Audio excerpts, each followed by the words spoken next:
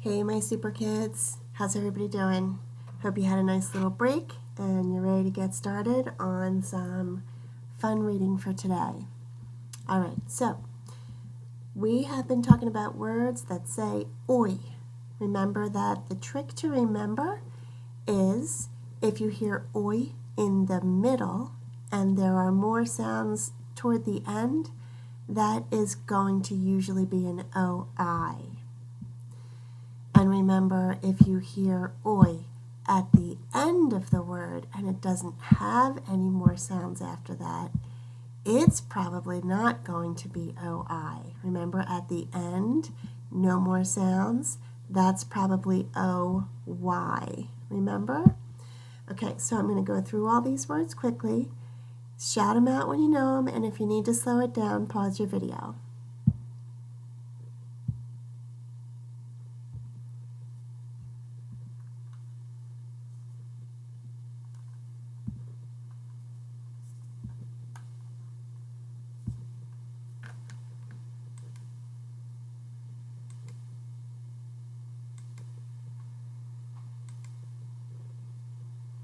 Okay, great.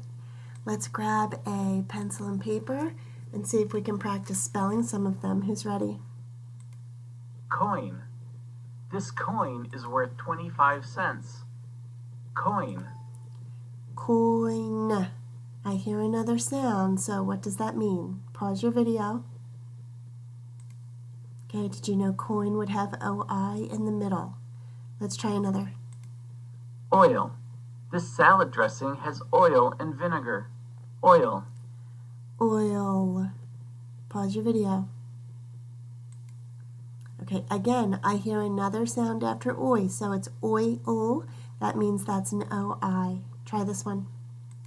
Joint. The place where two bones meet is called a joint. Joint.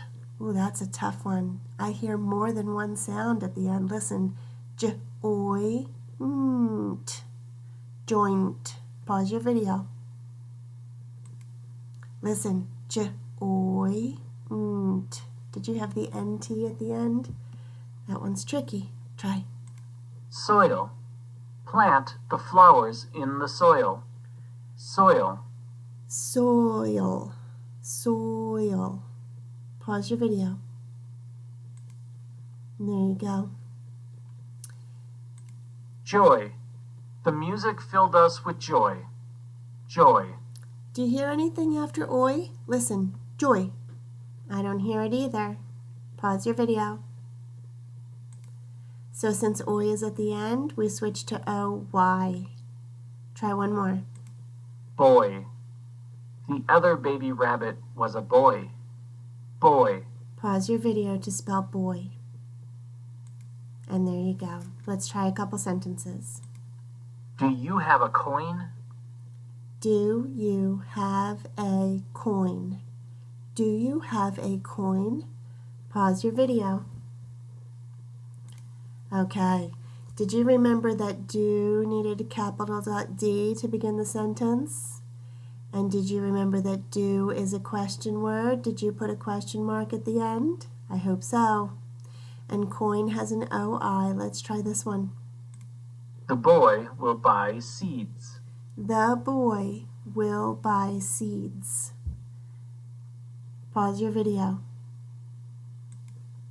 The, capital T, boy has OY, will buy, that's one of our memory words, seeds. Did you hear the S at the end? Because he's not buying one seed, is he? And we needed a period. Very good, everybody. Okay. So let's take a look at what's in our word workbook for today. We should be on page 92, and the directions on this page say that the sentences in the boxes tell about the events from the story for the birds. So we read that already once with the computer and once with someone at home. And you are going to draw arrows from the box on the left to a box on the right, but how will you choose? Well, they have to be connected events. In other words, the one on the left side happened first, and made the next thing happen. So let's look at these two because they already seem to be connected here. See that? Let's read. Tuck and Alf waited in line. Why were they waiting? I remember. See, they went to the garden club, right? And they were each going to get assigned a plot or an area to grow their garden, right? So they were waiting in line. And then, because they waited so nicely in line, what happened? The gardener gave Tuck and Alf plot number 4. Would they have plot number 4 if they didn't wait in that line? No. If they were playing at the park instead, would the gardener have given them plot number 4 or any plot at all? No. Did they have to wait in this line to get a gardening plot? Yes. So this happened and then this happened, and this would not happen if they didn't do this first. So these two things are connected. So you need to think. Read this one over here and think to yourself, Superkids forgot to buy seeds for Tuck and Alf, so what happened? One of these others happened because they forgot to get seeds for Tuck and Alf. So you have to connect the events that go together. Remember, the one on this side would never have happened if this one didn't happen first. Okay? The next thing we're going to do is a quick look at the practice pages. And they go with these 3 stories. One is called The Mouse and the Elephant. Another is called Scratch and Sniff, Tummy Trouble. You're going to love that one, by the way. You don't actually scratch or sniff it. That's the characters' names, Scratch and Sniff. Wonder why the chicken would be named Scratch. Because they like to scratch seeds out of the ground. Wonder why the skunk would be named Sniff. Can you think? Yeah. And then the last book is called Breaking Stuff. And you'll have to get those in Superkids Online. Okay? Then, each of the books has a practice page to go with it. Okay? So this one right here goes with the mouse and elephant story. Okay? And then this one right here goes with Scratch and Sniff. And I see them right there. There's Scratch. Oh, we're working with talking bubbles. We get to write down what Scratch was saying. And then this one right here goes with the last story called Breaking Stuff. Oh, good grief. I usually get in trouble when I break stuff, huh? They might be the things I don't want to break because maybe they're special.